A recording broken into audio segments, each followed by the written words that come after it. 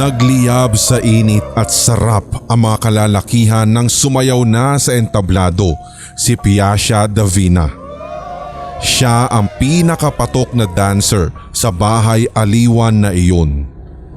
Talagang nagsisigawan ang lahat ng mga kalalakihan kapag siya na ang nagtatanghal at nasa ibabaw ng entablado. Laspag man kung tawagin ng iba, pero hindi maitatanggi ang maladyosang kagandahan ni Piasha. Bagamat marami ng lalaki ang nakatikim sa kanya, hindi pa rin sila nagsasawang pumatong sa kanya. Pinag-aagawan din siya sa kama. Sa loob ng bahay aliwan ay artista ang tingin sa kanya. Blockbuster kumbaga. Pero sa labas, marami ang nandidiri sa kanya. Yang si Putasha, binuhos na lang ang buhay sa pagiging pokpok. Sa ganda niyang yan, marami naman siyang pwedeng ibang trabaho na makukuha at ma-applyan. Bakit yan pa? Ay Diyos ko talaga, buhay nga naman. Sabi ni Susan, ang may-ari ng tindahan. Ay sinabi mo pa Mare. Alam mo, nasasayangan talaga ako sa ganda ng babaeng yan. Kaso, mas maluwag na siya sa butas nitong jeans ko. Sabi naman ni Karen, ang matronang mahilig magdamit na pang-millennial. Tumigil nga kayo. Hindi niyo dapat hinuhusga ng tao base sa trabaho niya. Tsaka wala tayong alam sa pinagdadaanan ni Piasha. Pagtatanggol ng isang lalaking umiinom ng soft drinks sa harap. Naku, Bugoy! Huwag mo sabihing may gusto ka sa babaeng yon. Pangarap mo sigurong gapangin din yun sa kama, no? Bulalas sa kanya ni Susan na nanlalaki pa ang mga mata. Hindi naman sa ganoon. Ang akin lang, hindi na dapat natin pinakikialaman yung buhay ng iba. Lalo't hindi naman natin alam yung buong istorya ng tao, di ba? Ilagay nyo rin minsan sa lugar ang mga dila nyo. Grabe kayo. Marami na rin sa lugar nila ang ginagawang katatawanan ng pangalan ni Piasha. Ang tawag nga sa kanya ng karamihan ay Putasha. Oras na naman na.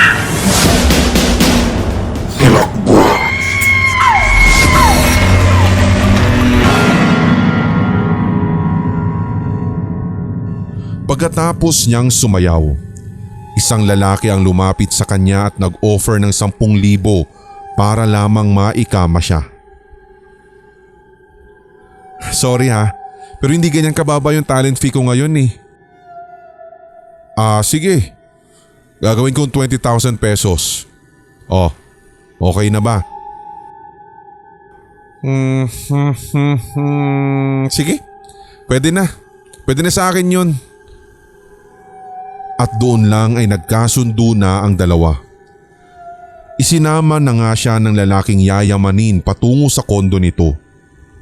Sanay na siyang Putasha ang tawag sa kanya ng karamihan. Noong una, nasasaktan din siya sa pangalang ito, pero naisip niya na lalo lang siyang kakawawain at mamaliitin ng iba kapag nakikita siyang naaapektuhan sa mga sinasabi nito. Kaya sa huli, naisipan niyang yakapin na lamang ang lahat ng masasakit na salitang ibinabato sa kanya. Gaya ng kung paano niyakap ni Taylor Swift ang snake word na ibinabato sa kanya noon ng mga haters na hindi kalaunan ay ginamit pa nito bilang prop sa music video ng Look What You Made Me Do. Kinabukasan na hinatid si Piasha ng lalaki sa tirahan niya. Kitang-kita pa niya sa gilid ng kanyang mga mata ang malisyosong titig sa kanya ng mga tao sa labas habang bumababa siya sa sasakyan. Kahit hindi nagsasalita ang mga ito, ay alam na niya kung ano ang tumatakbo sa isipan nila. Ang banat na lamang niya sa loob-loob niya. I'm Putasha and I'm proud of it. At saka binuksan ang pinto ng kanyang bahay. Pagpasok sa loob, bumungad sa kanya ang nanay niyang si Marites. Nalitaw na naman ng kaluluwa sa iksi ng suot habang katabi sa sofa ang isang lalaking nakuha nito sa kanto. Oh anak, kumusta naman ang one night stand kagabi? Okay naman ma. Magaling din sa kama yung naging customer ko kagabi. Pagkasabi ay dumiretso agad sa kwarto si Piasha at doon binilang ang perang ipinambayad sa kanya ng lalaki. Like mother, like daughter silang dalawa ng nanay Marites niya. Pareho sila ng trabaho. Ang pinagkaiba lang, si Marites na mismo ang kumukuha at nagbibigay ng bayad sa mga bagets na willing pumatol sa kanya. Habang siya naman ay pinipilahan pa rin ng mga lalaking nagsisituluan ang laway, maikama lamang siya. Normal na sa loob ng bahay nila ang ganoong eksena. Lagi niyang naaabutan ng ina na may kasamang iba't ibang lalaki.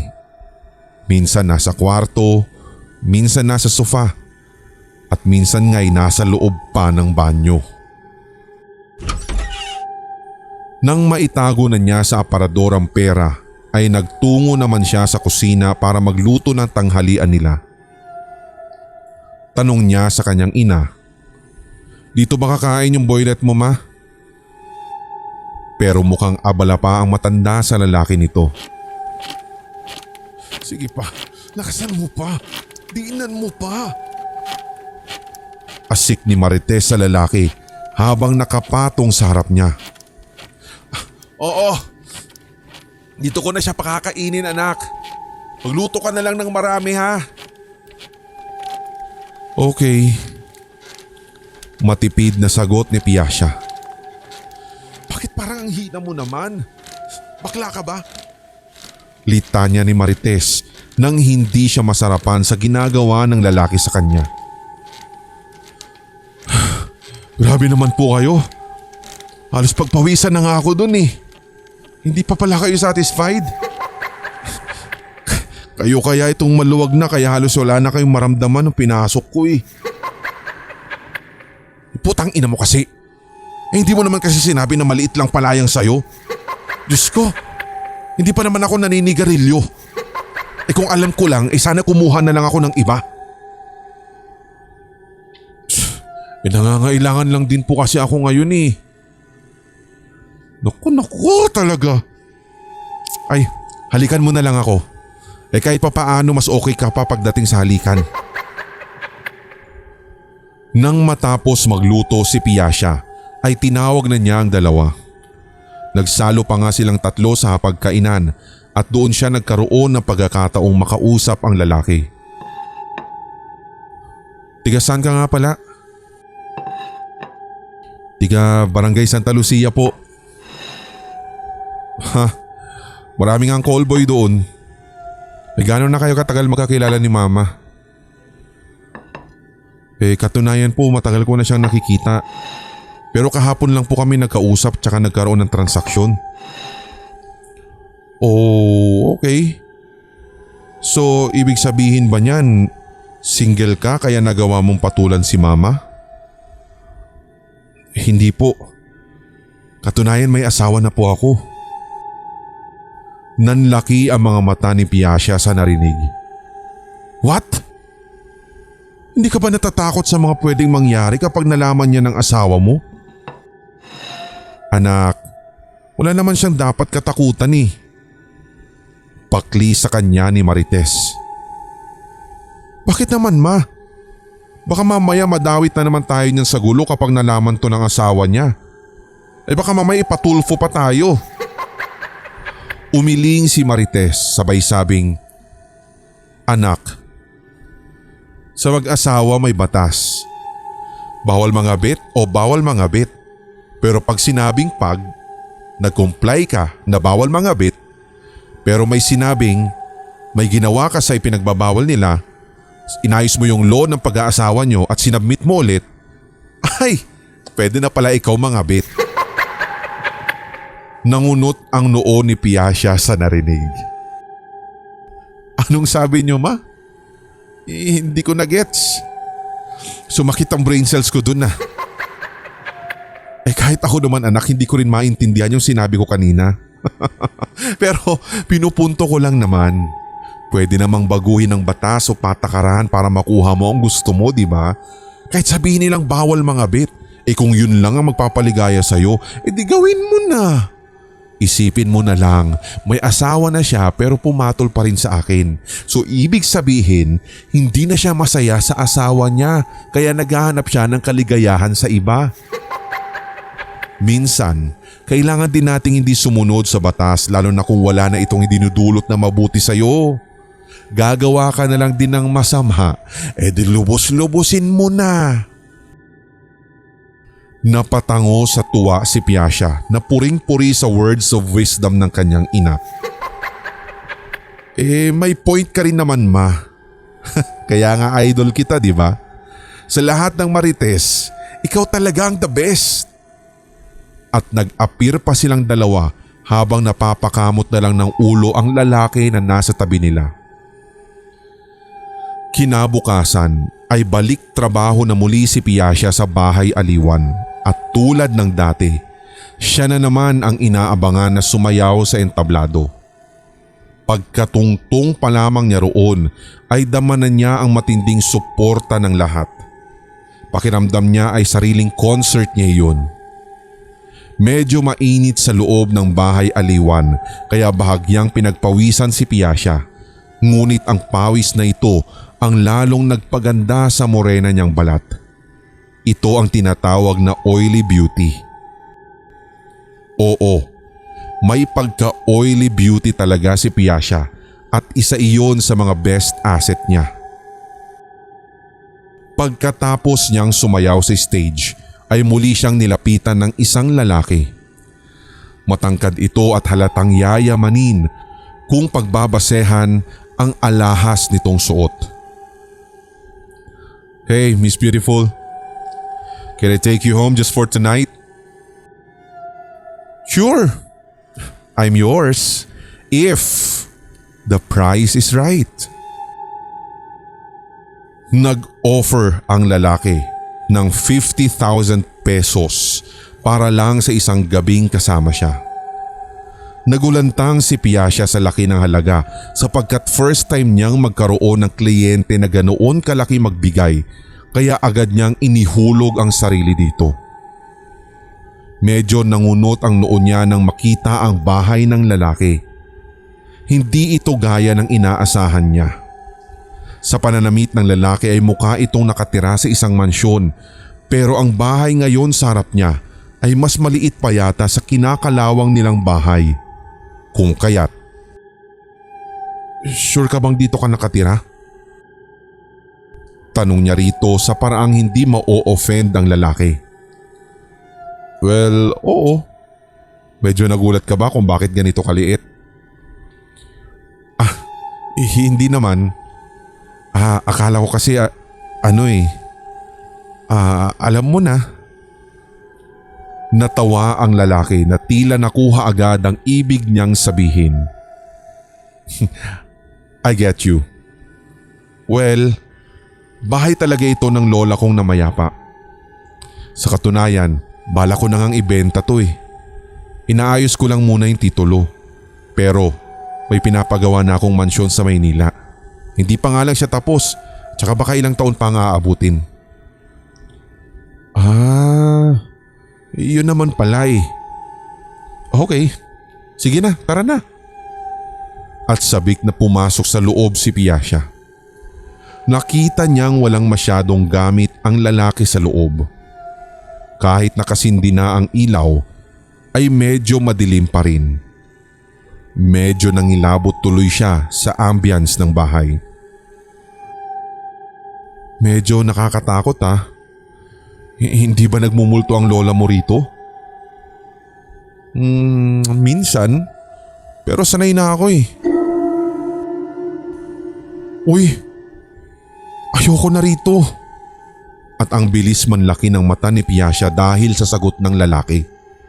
Subalit, joke lang, walang multo rito. Saka hindi naman dito namatay si Lola, kaya huwag kang matakot. Ano? Halika na sa kwarto? Dinala siya ng lalaki sa kabilang silid kung saan nakatambak ang mga lumang gamit. Mas lalong madilim sa silid na iyon dahil walang ilaw. Hindi ko pa kasi nalalagyan ng ilaw itong kwarto eh. Okay lang ba kung lights off na lang tayo? Sure. Alam mo namang sanay na ako dyan eh. Naging mainit ang gabi ng dalawa. Pagkatapos nilang payanigin ng kama ay naisipan pa nilang uminom ng alak habang nagpapaantok. Sinabayan na rin ang munting kwentuhan tungkol sa mga buhay nila.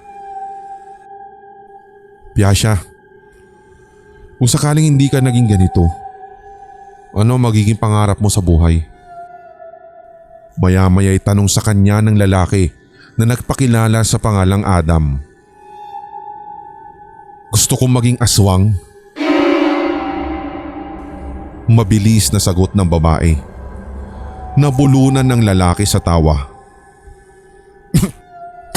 Ano? Aswang? Tama ba yung narinig ko? Yes. Alam mo kasi doon sa lugar namin, ang daming inggit sa akin. Mga baliw na asong tahol ng tahol, kaya minsan hinihiling ko na lang talaga na sana maging aswang na lang ako para madukot ko rin ang mga dila at puso nila. At para malapa ko sila ng buhay at nang mabawasan ng mga tulad nila. Grabe ka ha. Pero sa bagay, naiintindihan ko rin naman kung bakit ganun yung turing sa'yo ha. Pero no offense meant ha. Pero hindi ka pa talaga nanghihinayang sa naging takbo ng buhay mo? Doon pa lang nagbago ang timpla ng mukha ni Piasha. So, what do you mean? I mean, napakaganda mo kasi para maging ganyan. Actually sa itsura mong yan, pwede ka maging flight attendant o kaya stewardess. Basta maraming matitinong trabaho na babagay sa'yo. And I'm sure mas aangat pang buhay mo roon. Well, wala na akong magagawa dahil ito na yung naging guhit ng palad ko eh. Tanggap ko na. Tanggap ko rin na hindi panig sa akin ang swerte kahit na anong gawin ko. Alam mo, may aaminin ako. Sa totoo lang, matagal na kitang pinapanood sa bahay aliwan na yun. Kaya kita dinala rito dahil mas nais kitang tulungan, Piasha. Ano naman ang ibig mo sabihin? Babaguhin ko ang guhit ng palad mo. Aayusin ko ang buhay mo. Itutuwid natin ang lahat ng baluktot sa'yo. Piasha, mahal kita. Matagal na kitang sinusubaybayan. Ikaw lang gusto kong tulungan at ilayo sa bahay na yun dahil hindi ka bagay roon. Isa pa, bata ka pa naman. Pwede ka pang magbago kung gugustuhin mo. Maraming paraan at isa na ako ron. Nagpakawala ng mapanuksong ngiti ang babae. So ano naman na magagawa mo para tulungan ako, Aber? Simple lang. Kapag pumayag ka maging asawa ko, hindi mo na kailangang magtrabaho sa bahay na yon. Yung kinikita mo roon sa buong taon, alam mo bang kaya kong ibigay sa iyo ng araw-araw? Wag mo sanang iisipin na mababa ang tingin ko sa iyo ha dahil tinatapatan kita ng pera. Ikaw na rin kasi mismo ang nagsabi na dahil sa kahirapan kaya ka nagkaganito. Kaya sana, pag-isipan mo ng mabuti ang alok ko sa iyo. Hindi pwedeng maging ganyan ka habang buhay. Kailangan mo rin minsang baguhin ang guhit sa iyong palad. Sa mga litanya ni Adam ay may bahagi ng utak ni Piasha ang nagbago. Otomatikong napaisip siya. Mukhang mayaman nga talaga ang lalaking ito at kung ito man ang maging asawa niya, Hindi na nga niya kailangan pang magtrabaho sa bahay aliwan at hindi na niya kailangang ibenta pa ang katawan para lamang magkapera. Biglang napayakap si Piasya sa lalaki na may luha na sa mga mata. Nangangahulugan iyon na pumapayag na siya sa gusto nito. Sabi pa nga niya, "Sa totoo lang, gusto ko na rin talagang magbago eh. Hindi ko lang alam kung saan at paano magsisimula. Please, Adam, tulungan mo ko." At gumanti naman ng yakap sa kanya si Adam. "Don't worry. Tapos na ang paghihirap mo, Piasya." Nagkasundo at lumalim agad ang relasyon ng dalawa sa loob lamang ng maikling panahon. Lahat ay ginawa ng lalaki para mapasaya at mabago ang babae. Marami na ngang nagbago kay Piasya mula nang makilala niya si Adam.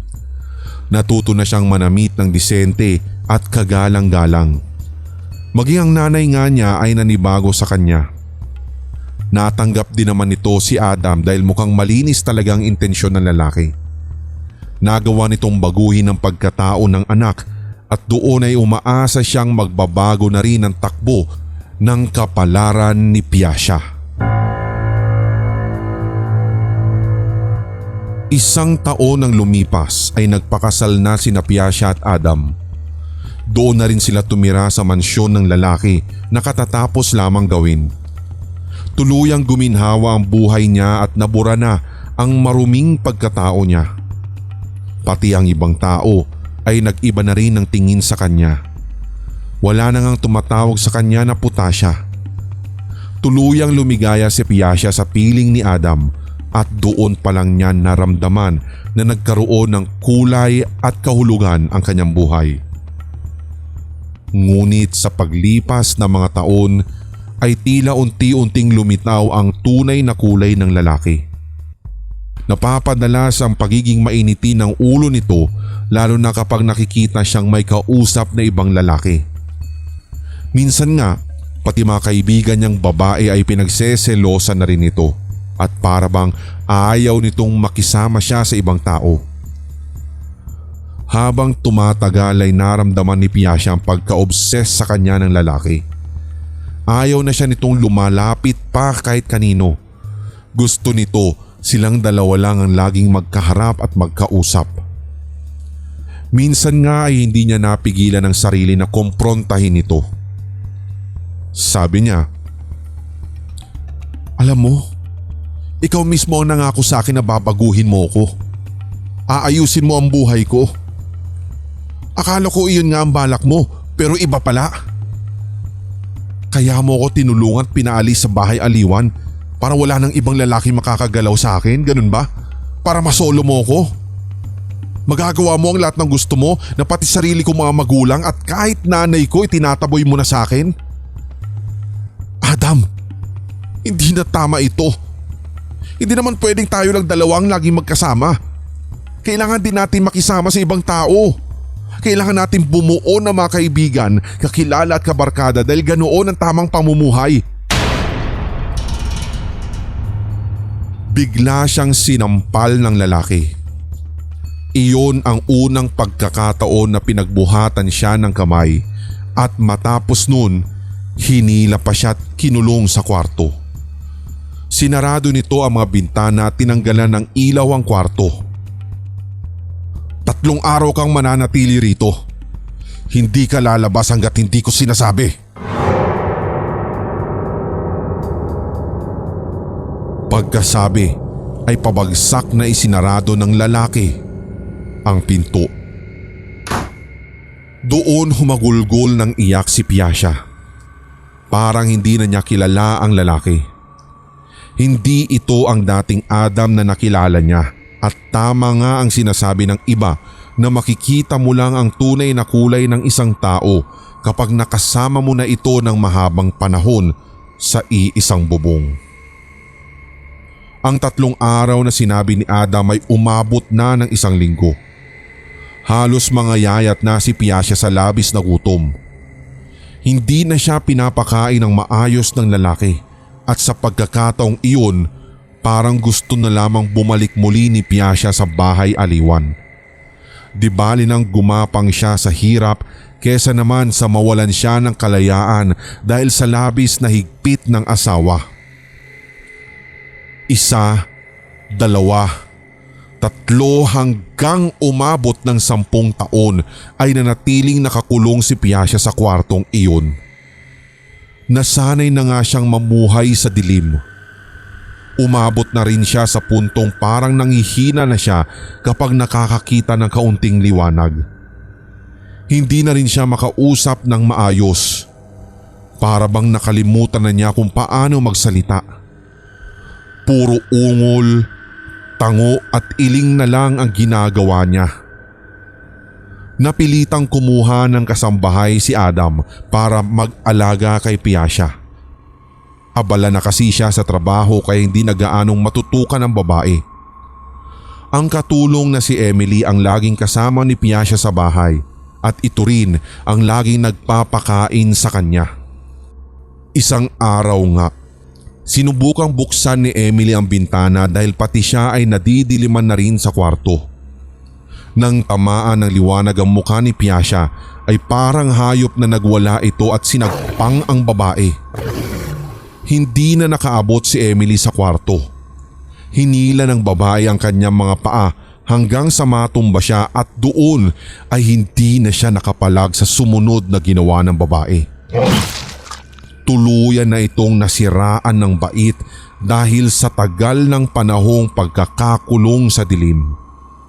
Buong pagkatao nito ay nilukuban na rin ng dilim. Sumapit ang gabi. Nagtaka si Adam nang mapansing tahimik ang buong bahay. Saglit lang siyang nagtungo sa kwarto para magpalit ng damit pambahay at pagkatapos ay hinanap niya agad si Emily sa buong mansyon pero hindi niya ito nakita. Hanggang sa mapadaan siya sa kwarto kung saan nakakulong si Piasya. Napansin niyang bahagyang nakaawang ang pinto at may naririnig siyang kakaibang ingay mula roon. Agad niyang itinulak ang pinto at pagbukas nito ay laking gulat niya sa kanyang nakita. Si Emily. Wakwak ang tiyan habang nilalapa pa ni Piasya ang bituka at laman nito. Dinig na dinig pa nga ni Adam ang pagngat-ngat at paghigop pa ni Piasya sa lamang loob ng kawawang kasambahay. Hindi napigilan ni Adam ang pagsigaw nang makita ang kasuklam-suklam na anyo ng babae. Ang laki ng pinagbago nito. Daig pa nito ang itsura ng isang aswang dahil sa tagal na pagkakakulong sa madilim na kwartong iyon.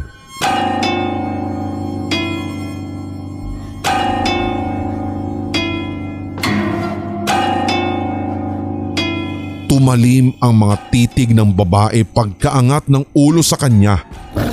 Gumapang ito palabas ng kwarto at akmang aatakihin sana ang lalaki. Sinubukang tumakbo ni Adam ngunit nagimbal siya nang makita kung gaano kabilis tumakbo si Piasya. Kasing bilis na nito ang isang hayop. Kung tumakbo nga ito ay parang hayop na rin. Nakalimutan na yata nito na maging isang tao. Nang mahawakan siya nito sa braso ay napasigaw si Adam nang maramdaman ang pagbaon ng mahahaba nitong kuko na halatang hindi nagugupitan sa loob ng mahabang panahon. Ramdam niya ang galit ng babae sa kanya. Ang galit na nagtulak dito para maging isang mabangis na nilalang. Habang binubutas ng babae ang kanyang tiyan, ay naaalala niya ang sinabi nito noon na pangarap din daw nitong maging aswang para makaganti sa mga taong nanlalait dito. At mukhang nagkatotoo nga ang pangarap ng babae. Wala na itong ipinagkaiba ngayon sa aswang dahil dugot laman na rin ng tao ang hinahanap ng sikmura nito. Pagkalipas ng mahabang sandali, makikita na lang si Adam na nakabulagta sa sahig at tulad ng katulong ay wakwak na rin ang tiyan nito habang kinakain ng babae ang umaapaw nitong laman at bituka. Nang maubos ang katawan ng biktima ay parang hayop na nakawala sa kulungan si Piasya. Lumabas siya ng bahay at nagtatakbo kung saan-saan at naghahanap na ngayon ng taong malalapa. Nakakita siya ng isang lalaking nagtitinda ng balot sa daan. Sinugod niya ito at ginawa rin sa lalaki ang paraan ng pagpaslang sa katulong at maging sa asawa. Magmula noon ay kung saan-saan na nakarating si Piasya. Tuluyang nawalan ng landas ang kanyang buhay at hindi na nga niya pansin kung paano tumitig ang mga tao sa kanya. Ang hinahanap na lang ng utak niya ay kumain, pumatay at gumanti.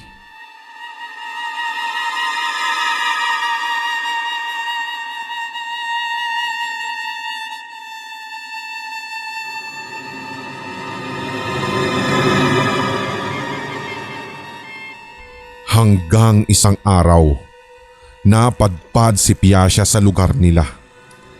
Gulat na gulat ang mga tao nang masilayan nilang muli ang pantasya ng bayan noon sa Bahay Aliwan.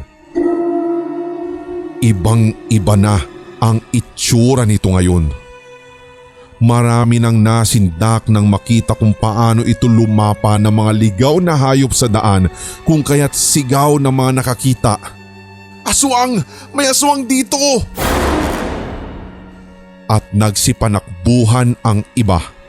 Ngunit ang ilan naman ay nagtipon-tipon para sugpuin ang napadpad na aswang sa kanilang bayan. Habang abala si Piasya sa paglapa sa katawan ng kawawang aso, umagaw sa pansin niya ang grupo ng mga taong may daladalang patalim, sulo at matutulis na kawayan. Lahat ng mga ito'y patungo sa direksyon niya habang isinisigaw ang "Patayin ang aswang! Patayin niyo ang aswang na yan!"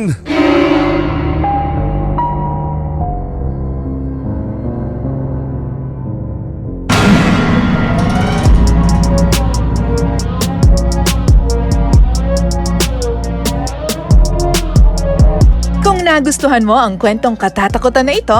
Hit like, leave a comment at i-share ang ating episode sa inyong social media. Suportahan ang ating writer sa pamamagitan ng pag-follow sa kanyang social media. Check the links sa description section. Don't forget to hit that subscribe button at ang notification bell for more Tagalog horror stories, series, and new segments. Suportahan din ang ating mga brother channels, ang Sindak Short Stories for more one-shot Tagalog horrors. Gayon din ang Hilakbot Haunted History for a weekly dose of strange facts and hunting histories. Hanggang sa susunod na kwentuhan, maraming salamat mga Solid HTV Positive. Mga Solid HTV Positive, ako po si Red at inaanyayahan ko po kayo na suportahan ng ating bunsong channel, ang Pulang Likido Animated Horror Stories. Subscribe na or else. Ngayong taon, tuloy-tuloy ang ating kwentuhan at unli takutan dito sa Hilakbot Pinoy Horror Stories Radio. Your first 24/7 non-stop Tagalog horror stories Sa YouTube.